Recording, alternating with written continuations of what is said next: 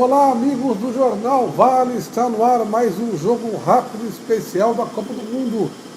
Nessa quinta-feira, véspera do jogo do Brasil contra a Costa Rica, que será amanhã, na sexta-feira, às 9 da manhã, pela segunda rodada do Grupo E da Seleção Brasileira. O Brasil empatou com a Suíça na estreia por 1-1 e agora precisa vencer para não se complicar aí. Guilherme, a Costa Rica pode complicar a vida do Brasil amanhã, não? Olá a todos. Eu acredito que a Costa Rica seja o adversário mais frágil do Grupo E. Então é a partida teoricamente mais fácil para a seleção brasileira. A primeira partida, a estreia contra a Suíça, deixou uma impressão ruim, até pela empolgação dos últimos amistosos. O Brasil é sim um dos grandes favoritos à conquista do Mundial. E contra a Suíça, aquele futebol, aquele empate acabou esfriando um pouco o ânimo da torcida brasileira. Eu acredito que o jogo contra a Costa Rica é o melhor cenário possível para a seleção brasileira. Seria mais difícil, por exemplo, enfrentar a Sérvia agora na segunda partida do que os costarriquenhos. A Costa Rica fez uma boa campanha na Copa de 2014, naquele grupo da morte, vencendo tanto a Inglaterra quanto o Uruguai, né? 3-1 em cima do Uruguai, né? Se classificou em primeiro do grupo, um dos grupos mais difíceis. Mas aquele time da Costa Rica ficou em 2014. Não é mais a equipe que o Brasil enfrenta nesta sexta-feira. Apesar da Costa Rica manter uma linha de 5 no seu setor defensivo, então ela quer deixar pouco espaço, mas ela é muito pouco eficiente no ataque. Então, assim, acredito que seja uma partida que o Brasil pode até ganhar com uma certa facilidade.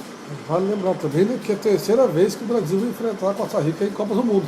Em 90, o Brasil ganhou de 1-0, com o gol contra, na verdade, o zagueiro do Costa Rica desviou. Em 2002, no ano do Penta, o Brasil ganhou de 5-2 da Costa Rica, e sempre na segunda rodada. Em 2002 foi na última rodada, mas foram 3 jogos na fase de grupos do Brasil e Costa Rica. Um dado curioso, histórico aí, né?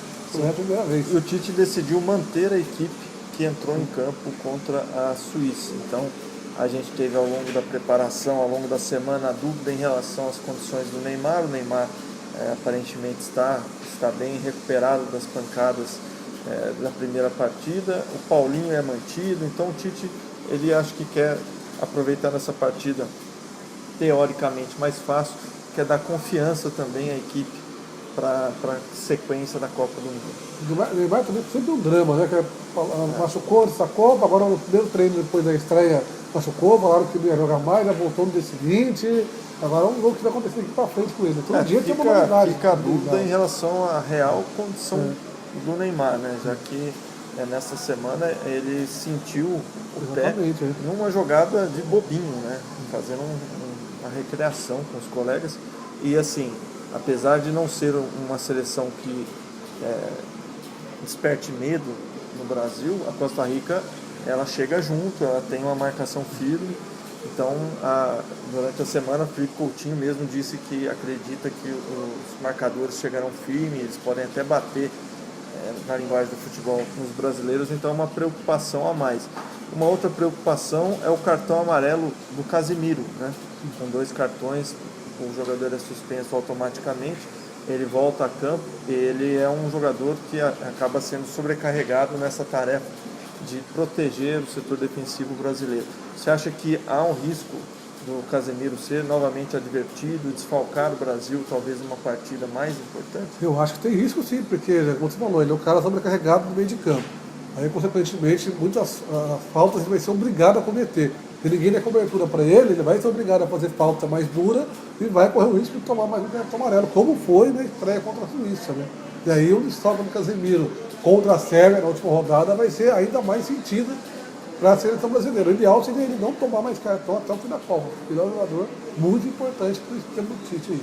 Ou até numa eventual oitava. Sim, no mata-mata, né? Um cara que não pode ficar de fora. O Casemiro ele é importante. Daí que saiu no segundo tempo contra a Suíça, não adiantou muita coisa. O time piorou depois que ele saiu. Um cara que é da região. Em relação ao número de gols, né? Essa é a Copa com o menor número de gols, uma média histórica, a menor média de gols na história até o momento. A gente tem tido muito 1-0, 1-1, resultados com placar magro, né, que a gente chama. Você também tem sentido essa Copa uma prioridade o setor defensivo, um equilíbrio maior das equipes? Justamente. E o bom não teve nenhum 0x0, né? Mas o ruim é que são poucos gols, é muito 1x0. Aquela coisa, né? O jogo do jogador da estoque, ele não pode driblar, não pode fazer isso, não pode fazer aquilo, porque o futebol é pragmático, o futebol burocrático. Todo mundo está jogando assim, então os jogos estão ficando meio. Então alguns jogos são meio sonolentos, meio truncados, engessados, né? Então eu acho que se na primeira fase já está assim, imagina quando chegar o mata-mata. Em 2014, aqui no Brasil, as pessoas que acompanharam se lembram, a primeira fase teve bastante gol, jogos com goleadas, jogos com placares elásticos. Chegou no mata-mata, com exceção do 7x1, né? Sim. Outros jogos foram jogos truncados, jogos assim de 1x0 aqui, 0x0, 0x0 prorrogação, decidido em pênalti. Foi assim, né? Então a expectativa é que essa Copa também seja uma Copa meio truncada até o final. Você vê até que não teve nenhuma reviravolta, não teve nenhuma virada até agora na Copa. Então, em geral, os times eles estão bem postados defensivamente e quem faz o primeiro gol ou consegue levar a vitória até o final ou no máximo acaba sofrendo empate. Pelo menos até aqui esse tem sido o que nós vimos aqui na Copa. Acho que é resultado mesmo desse equilíbrio, né? Outro detalhe também importante, né? Pelo outro lado bom, assim, né? É o fair play da Copa. Só teve um jogador expulso, foi por um pênalti ainda, porque ele colocou a mão na bola, o lance que ia ser gol, né? Fora isso, não teve nenhuma expulsão na Copa. Não me lembro de uma Copa com tão pouca expulsão. É a primeira com o árbitro de vídeo. Sim, né? Exatamente. Então talvez os jogadores estejam mais cautelosos também pode ser. Em relação a cometer infrações, achando que o juiz não vai enxergar. Né? Realmente tem esse detalhe, tem sido bastante importante. Embora eu acho que no jogo da Dinamarca hoje, eu acho que teve um lance aí meio um pênalti para a Dinamarca que o juiz não marcou, o juiz deixou de ver lá no vídeo. Pelo menos a minha visão foi pênalti.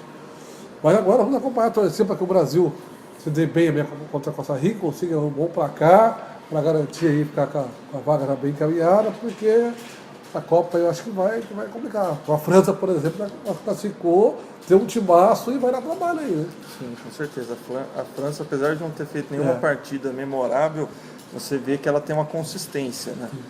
E além disso, ela tem grandes jogadores que, quando o jogo está equilibrado, é esse tipo de jogador que acaba fazendo a diferença. Queria só lembrar para vocês que amanhã tem a partida do Brasil e tem o jogo rápido ao vivo, logo após a partida do Brasil contra a Costa Rica, a gente está ao vivo para comentar. Volta das 10 para as 11, vamos estar ao vivo aqui na redação falando do jogo do Brasil. Vamos acompanhar atentamente o jogo aqui na TV e depois vamos comentar essa partida a partir das 10 para as 11 amanhã, que é quando acaba o jogo do Brasil.